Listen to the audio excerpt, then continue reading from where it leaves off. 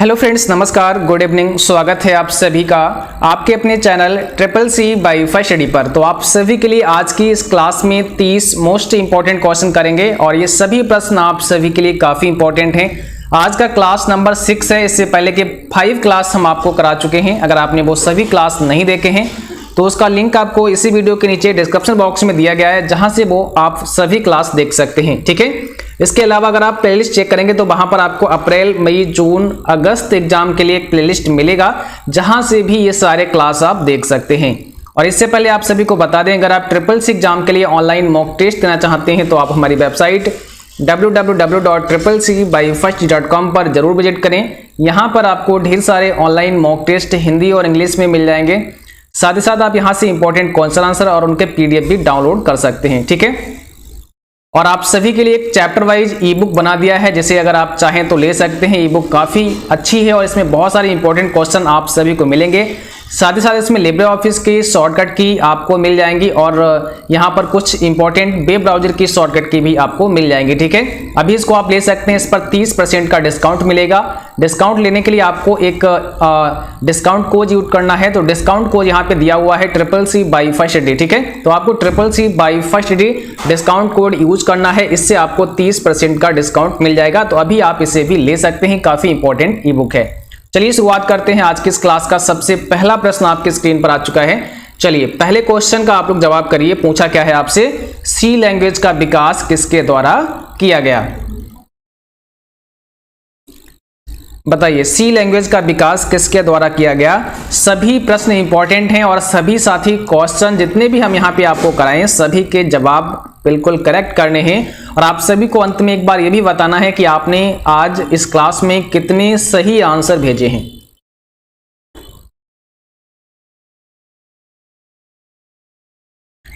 यहां पे कौन सा करेक्ट आंसर होगा? ऑप्शन पहला होगा डेनिस रिची। सी लैंग्वेज का आविष्कार किसके द्वारा किया गया? याद रखना है, डेनिस रिची। 1970 के दशक में लगभग जो सी लैंग्वेज था इसका विकास किया गया है डेनिस रिची के द्वारा। तो ऑप्शन आपका यहाँ पे पहला करेक्ट है। अगला प्रश्न क्या है, प्राइमरी मेमोरी को डैश कहते हैं? जो आपकी प्राइमरी मेमोरी होती है इसे और क्या कहते हैं? कैश मेमोरी कहते हैं, मेन मेमोरी कहते हैं, सेल मेमोरी कहते हैं, या इसमें से फिर कोई नहीं? कौन सा सही जवाब है? और जो बच्चे आ चुके हैं आप लोग एक बार क्लास को शेयर करो ताकि और भी बच्चे और भी साथी इस क्लास को ज्वाइन कर सकें। तो सभी साथी क्लास को शेयर जरूर करें। और जो भी बच्चे अभी तक चैनल पर नए हैं, पहली बार हैं, तो आप लोग चैनल को जरूर सब्सक्राइब करें, बेल आइकन भी ऑन कर लेना ताकि नोटिफिकेशन भी आप सभी को समय पर मिलता रहे।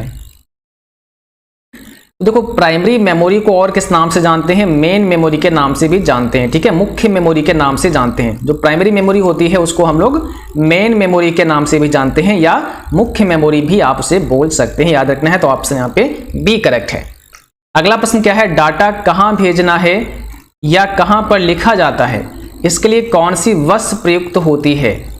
डाटा कहाँ भेजना है या कहाँ पर लिखा जाता है, इसके लिए कौन सी बस प्रयुक्त होती है? डाटा बस, कंट्रोल बस, एयर बस या एड्रेस बस?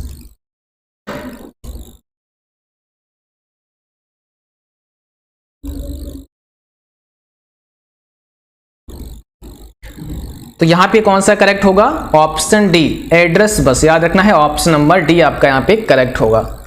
नेक्स्ट क्वेश्चन पूछा है, P2P का फुल फॉर्म क्या होता है? आपको आंसर करना है P2P का पूरा नाम, फुल फॉर्म क्या होता है?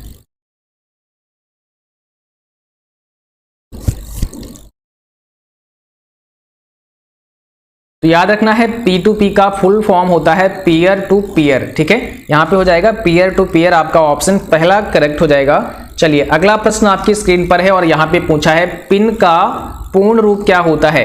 पिन का फुल फॉर्म क्या होता है? ये आपके लिए काफी इंपॉर्टेंट प्रश्न है और यहाँ पे कौन सा करेक्ट जवाब होगा ये आपको आंसर करना है। पिन का फुल फॉर्म क्या होता है? तो यहां पर हो जाएगा ऑप्शन बी। पिन का मतलब होता है पर्सनल आइडेंटिफिकेशन नंबर। याद रहेगा आप सभी को, पर्सनल आइडेंटिफिकेशन नंबर। अगला प्रश्न क्या है, आरटीजीएस का पूर्ण रूप क्या है, फुल फॉर्म क्या है? तो आरटीजीएस का पूरा नाम आपको बताना है, क्या होता है?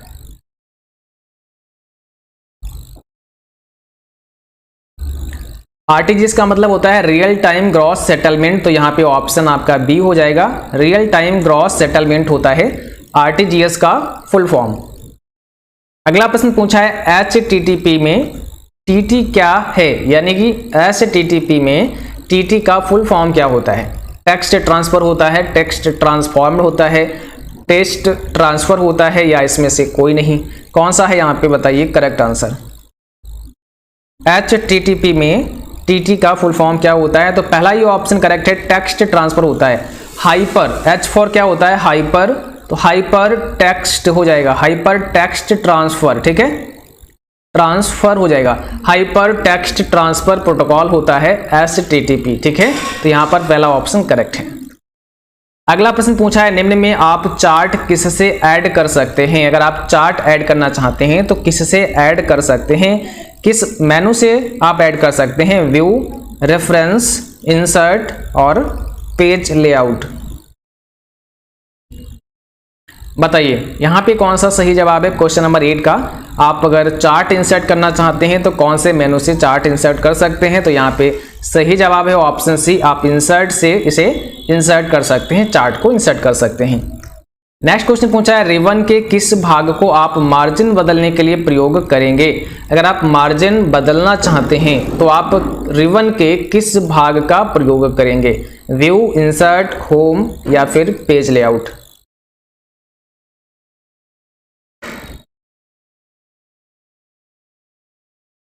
तो अगर आप मार्जिन चेंज करना चाहते हैं तो इसके लिए हमें पेज लेआउट का इस्तेमाल करना पड़ेगा। ऑप्शन हमारा डी हो जाएगा, पेज लेआउट, ठीक है। पेज लेआउट से आप मार्जिन चेंज कर सकते हैं, बदल सकते हैं।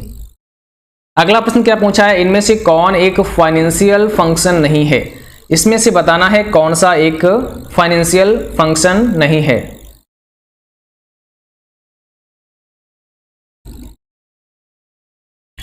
तो देखो यहाँ पर तो आपका सही जवाब है ऑप्शन बी, सम। ये आपका एक फाइनेंशियल फंक्शन नहीं है। अगला प्रश्न पूछा इनमें से कौन एक टेक्स्ट फंक्शन नहीं है। अब आपको क्या बताना है कौन सा एक टेक्स्ट फंक्शन नहीं है।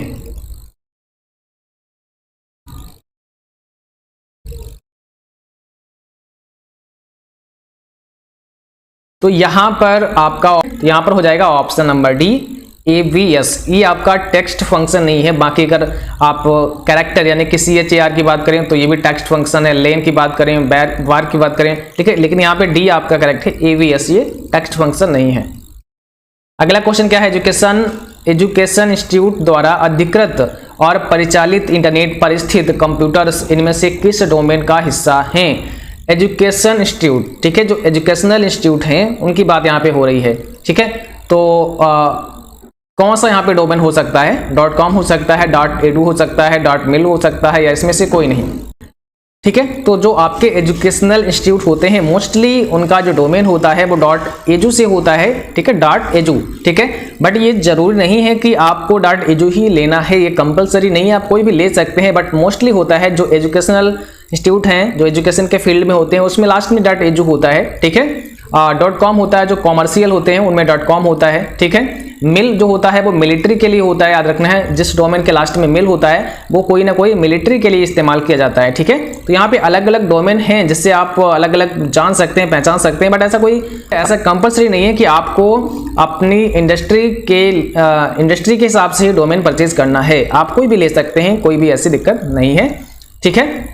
तो यहाँ पे क्या है ऑप्शन आपका हो जाएगा B correct, option number B आपका करेक्ट हो जाएगा। अगला प्रश्न क्या है, फेसबुक के संस्थापक कौन हैं। बताइए फेसबुक के संस्थापक कौन हैं। तो फेसबुक के संस्थापक हैं ऑप्शन बी यहाँ पे मार्क जुकरबर्ग। सभी को पता होगा मार्क जुकरबर्ग फेसबुक के संस्थापक हैं। अगला प्रश्न पूछा है किसी डॉक्यूमेंट को होम टैब के प्रयोग से प्रिंट कर सकते हैं, क्या ये सही है। अगर आप किसी भी डॉक्यूमेंट को होम टैब के द्वारा प्रिंट करना चाहो तो क्या उसे आप प्रिंट कर सकते हैं। तो बिल्कुल कर सकते हैं, पहला ऑप्शन यहाँ पे करेक्ट हो जाएगा।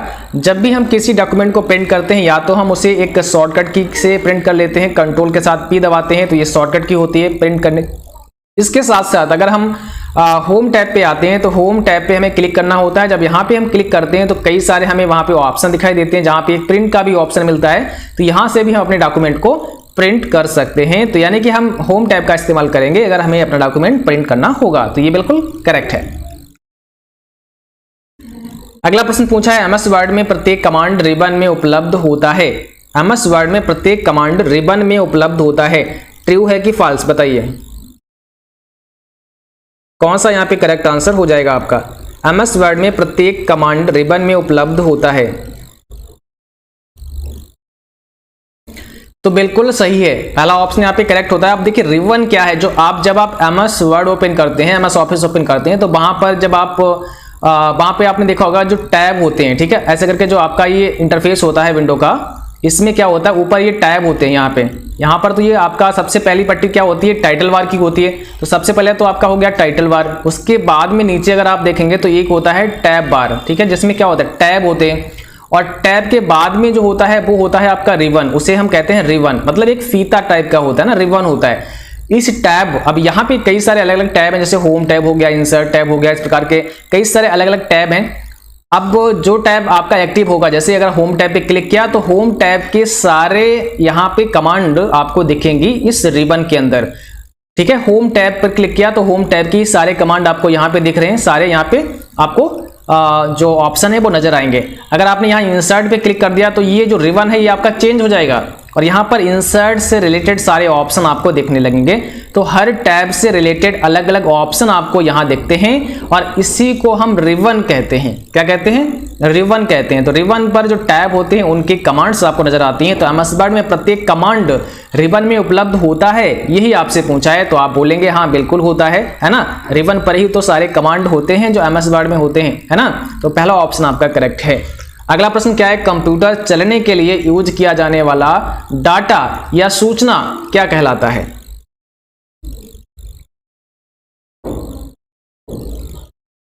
कंप्यूटर चलने के लिए यूज किया जाने वाला डाटा या सूचना क्या कहलाता है? आप सभी जल्दी से जवाब भेजो भाई और शेयर करो आप लोग एक बार जल्दी से सभी साथियों को, तो शेयर करो प्लस लाइक सभी लोग करो, ठीक है। तो देखो यहाँ पे जो आपका करेक्ट आंसर बनेगा ऑप्शन पहला हो जाएगा सॉफ्टवेयर। क्या हो जाएगा? सॉफ्टवेयर। देखिए कंप्यूटर चलने के लिए यूज किया जाने वाला डाटा या सूचना वो भी आपका सॉफ्टवेयर होता है। अगर उसमें सॉफ्टवेयर नहीं पड़ा है तो कंप्यूटर चलेगा ही नहीं। आपके जो सॉफ्टवेयर हैं जिस पर आप काम करेंगे वो काम नहीं करेंगे, है ना। तो भाई कंप्यूटर को चलने के लिए भी तो कोई ना कोई सॉफ्टवेयर चाहिए होगा। अगर कंप्यूटर के चलने के लिए सॉफ्टवेयर नहीं है तो वो काम कैसे कर पाएगा? तो जो कंप्यूटर के चलने के लिए यूज किया जाने वाला डाटा या सूचना होती है, जो इंस्ट्रक्शंस होते हैं, जो प्रोग्राम होते हैं, उनको हम सॉफ्टवेयर के नाम से ही जानते हैं, ठीक है। तो यहाँ पे आपका हो जाएगा पहला ऑप्शन करेक्ट। चलिए अगला प्रश्न क्या है, निम्न में कौन सा स्टोरेज डिवाइस का उदाहरण नहीं है? कौन सा स्टोरेज डिवाइस का एग्जाम्पल नहीं है? सीडी, फ्लॉपी, हार्ड डिस्क या फिर रैम, इसमें से कौन सा स्टोरेज डिवाइस का एग्जाम्पल नहीं है? याद रखना है यहाँ पर ऑप्शन डी हो जाएगा। ये स्टोरेज डिवाइस का एग्जांपल नहीं है। रैंडम एक्सेस मेमोरी ये स्टोरेज डिवाइस का एग्जांपल नहीं है। आप यहाँ पर कोई भी डेटा सुरक्षित करके नहीं रख सकते हैं। बाकी सभी स्टोरेज डिवाइस के एग्जांपल हैं, बट रैंडम एक्सेस मेमोरी ये स्टोरेज डिवाइस नहीं है, ठीक है। एक प्रकार की अस्थायी मेमोरी है जो कुछ समय के लिए डेटा आपका रखती है, उसके बाद में डेटा आपका डिलीट हो जाता है, ध्यान रखना है। तो आप इससे स्टोरेज डिवाइस नहीं कहेंगे। ऑप्शन डी आपका यहाँ पे करेक्ट है। अगला प्रश्न क्या है, कंप्यूटर को कंट्रोल करने वाले प्रोग्राम का नाम क्या है? कंप्यूटर को जो कंट्रोल करता है ऐसे प्रोग्राम, ऐसे सॉफ्टवेयर का नाम क्या होता है जो कंप्यूटर को कंट्रोल करने का काम करता है? ऑपरेटिंग सिस्टम होता है, एप्लीकेशन प्रोग्राम होता है, ब्राउजर होता है या फाइल मैनेजमेंट होता है? तो देखो आपके पूरे सिस्टम को ऑपरेट कौन करता है, पूरे सिस्टम को कंट्रोल कौन करता है? ऑपरेटिंग सिस्टम ही तो करता है ना। तो ऑपरेटिंग सिस्टम जो है वो पूरे आपके कंप्यूटर सिस्टम को कंट्रोल करने का काम करता है। या आपके पास एक मोबाइल फोन है और उस मोबाइल फोन में कोई ना कोई तो ऑपरेटिंग सिस्टम पड़ा होगा। जैसे आप लोग अभी मोस्टली सबसे ज्यादा यूज करते हैं जो कि एंड्रॉइड है। तो एंड्रॉइड क्या है? एक प्रकार का ऑपरेटिंग सिस्टम है जो आपके पूरे मोबाइल फोन को ऑपरेट करने का काम करता है, ठीक है। तो कोई ना कोई ऐसा एक सॉफ्टवेयर तो होगा जो आपके सिस्टम को ऑपरेट करेगा। तो हमारे कंप्यूटर को ऑपरेट करने के लिए ऑपरेटिंग सिस्टम जो होता है वो इस्तेमाल होता है, और ये ऑपरेटिंग सिस्टम भी अलग अलग होते हैं, ठीक है, याद रखना है। तो यहाँ पर सही जवाब हो जाएगा ऑपरेटिंग सिस्टम, ऑप्शन नंबर पहला करेक्ट हो जाएगा, ठीक है। चलिए अगला प्रश्न क्या है, किस प्रकार का नेटवर्क फोन लाइंस यूज करेगा? वैन, लैन, डब्ल्यू बैन आप इसे बोल सकते हैं, या फिर वायरलेस। किस प्रकार का नेटवर्क फोन लाइंस यूज करेगा, कौन सा यहाँ पे करेक्ट आंसर है? और यहाँ पे जो सही जवाब है ऑप्शन पहला ही हो जाएगा, ठीक है, वैन, वाइड एरिया नेटवर्क, याद रखना है, वैन हो जाएगा यहाँ पे वाइड एरिया नेटवर्क। अगला प्रश्न पूछा है, कंप्यूटर, स्पीकर्स या हेडफोन किस प्रकार के डिवाइस हैं? कंप्यूटर, स्पीकर्स या हेडफोन किस प्रकार के डिवाइस हैं? तो कंप्यूटर, स्पीकर्स, हेडफोन्स ये किस प्रकार के डिवाइस हैं? ये सभी आपके आउटपुट डिवाइस हैं। क्या हैं? सभी आउटपुट डिवाइस हैं आपके। अगर हम स्पीकर की बात करें तो ये आउटपुट डिवाइस है, हेडफोन की बात करें तो भी ये आउटपुट डिवाइस है। तो ये सारे आउटपुट डिवाइस हैं। ऑप्शन नंबर डी करेक्ट है। अगला क्वेश्चन क्या है, कंप्यूटर स्टार्ट करने का प्रोग्राम किस प्रकार की मेमोरी होल्ड करता है? कंप्यूटर स्टार्ट करने का जो प्रोग्राम होता है वो कौन सी मेमोरी रखता है, कौन सी मेमोरी होल्ड करता है? तो इसके लिए इस्तेमाल होती है रोम, जिसको कहते हैं रीड ओनली मेमोरी। क्या कहते हैं? रीड ओनली मेमोरी, याद रखना है, इसको कहते हैं रीड ओनली मेमोरी, ठीक है। और अगला क्वेश्चन पूछा है, वेब पेजेस जिसे देखा जा सकता है उस प्रोग्राम को कहते हैं। यहाँ पे देख सकते हैं हो सकता है, ठीक है, यहाँ पे देख सकते हैं। चलिए मैं यहाँ पे लिख देता हूं, देख सकते हैं। वेब पेजेस जिससे देख सकते हैं उस प्रोग्राम को क्या कहते हैं?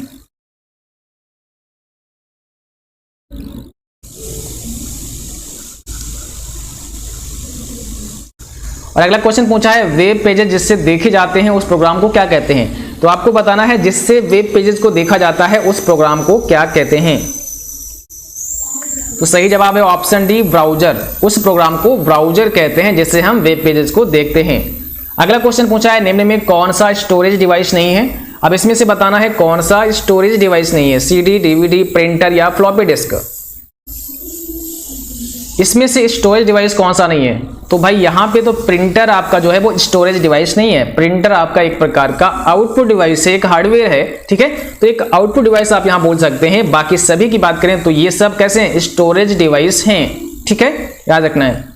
अगला क्वेश्चन क्या है, डीवीडी का पूरा नाम?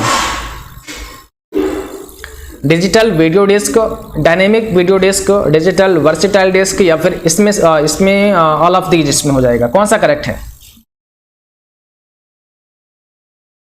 तो यहाँ पे दोनों करेक्ट हैं, ऑप्शन आपका डी करेक्ट हो जाएगा। डिजिटल वीडियो डिस्क भी करेक्ट है और डिजिटल वर्सेटाइल डिस्क भी करेक्ट है। तो यहाँ पे बोथ ए एंड सी हो जाएगा। क्या हो जाएगा? बोथ ए एंड सी हो जाएगा, मतलब ए और सी दोनों। आपका सी वाला भी करेक्ट है और आपका पहला वाला भी करेक्ट है। कई बार आपको मिलेगा डिजिटल वीडियो डिस्क देखने को, हो सकता है कई बार आपको मिले डिजिटल वर्सेटाइल डिस्क, तो ये दोनों आपके करेक्ट हैं। अगला प्रश्न पूछा है, आईएसपी का पूरा नाम क्या होता है? आईएसपी का फुल फॉर्म क्या होता है? आईएसपी का फुल फॉर्म क्या होता है? जल्दी से जवाब भेजो भाई। और यहां पे करेक्ट आंसर ऑप्शन बी है, इंटरनेट सर्विस प्रोवाइडर होता है। ISP internet service provider. जैसे आप जिसका सिम यूज कर रहे हैं, हो सकता है आप एयरटेल यूज कर रहे हो सकता है आप जियो यूज कर रहे हो, है ना, हो सकता है आप बीएसएनएल यूज कर रहे हो। तो ये सब क्या है? ये सब आपकी आईएसपी कंपनी है। ये सब क्या है? आईएसपी कंपनी है, इंटरनेट सर्विस प्रोवाइडर कंपनी है, ठीक है, ध्यान रखना है। तो ऑप्शन बी करेक्ट है। अगला प्रश्न पूछा है, अपने कंप्यूटर पर संगीत सुनने हेतु आपके लिए क्या आवश्यक होगा? अपने कंप्यूटर पर संगीत सुनने के लिए आपके लिए क्या आवश्यक होगा? Video card, tape recorder, mouse या साउंड कार्ड? तो इसके लिए साउंड कार्ड की आवश्यकता होगी। ऑप्शन डी आपका करेक्ट है। अगला प्रश्न पूछा है, निम्न में कौन सी सोशल नेटवर्किंग वेबसाइट नहीं है? इसमें से कौन सी सोशल नेटवर्किंग वेबसाइट नहीं है वो आपको बतानी है। लिंक्डइन, फेसबुक, विकिपीडिया या फिर ऑल ऑफ द अबव। कौन सी सोशल नेटवर्किंग साइट नहीं है?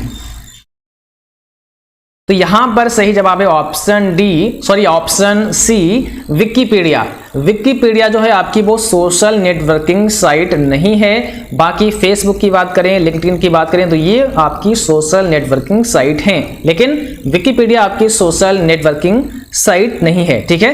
विकिपीडिया एक ज्ञान का भंडार है जहां से बहुत सारा ज्ञान आप प्राप्त कर सकते हैं। तो वहां पर कोई ऐसा सोशल नेटवर्किंग नहीं है जहां पर अपने आप फोटो शेयर करें, अपने मित्र बनाएं, दोस्त बनाएं, ऐसा कुछ वहां पे नहीं है। लेकिन फेसबुक और ये सब क्या होते हैं, इंस्टाग्राम हो गया, फेसबुक हो गया, तो ये एक प्रकार की सोशल नेटवर्किंग साइट होती हैं, ठीक है, जहां पर आप मित्र बना सकते हैं, जहां पर आपको लोग फॉलो कर सकते हैं, जहां पर आप फोटो शेयर कर सकते हैं, ठीक है। तो ये सब होती हैं सोशल नेटवर्किंग साइट।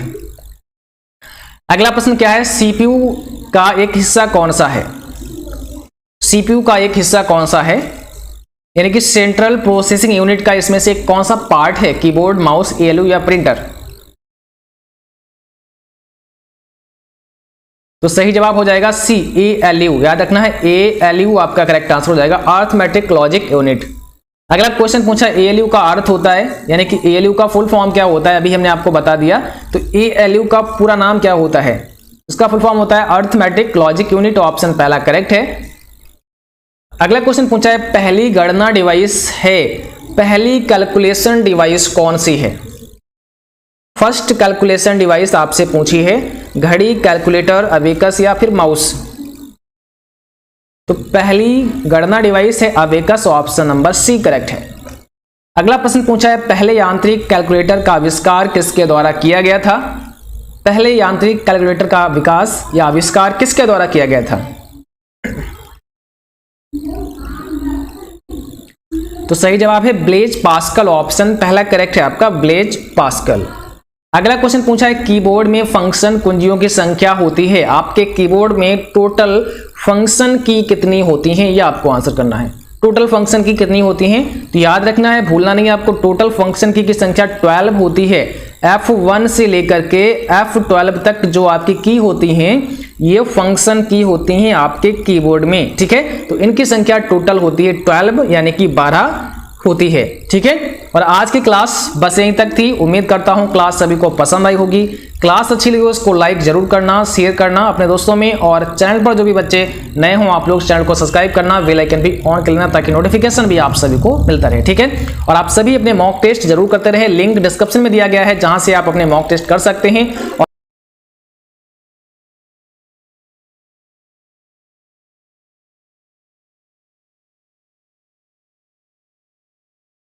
जिन बच्चों को चैप्टर वाइज ई बुक चाहिए तो वो नीचे डिस्क्रिप्शन से ले सकते हैं। अभी आपको वहां पर 30% का डिस्काउंट मिल जाएगा। आपको बस केवल CCC wifi study code use करना है, ठीक है। तो CCC वाईफाई स्टडी आपको एक कोड यूज करना है, इससे आपको 30% का डिस्काउंट मिल जाएगा और अभी आप इससे ले सकते हैं। इसमें काफी इंपॉर्टेंट क्वेश्चन CCC एग्जाम के लिए आपको मिल जाएंगे। Thanks for watching, thank you, good night all.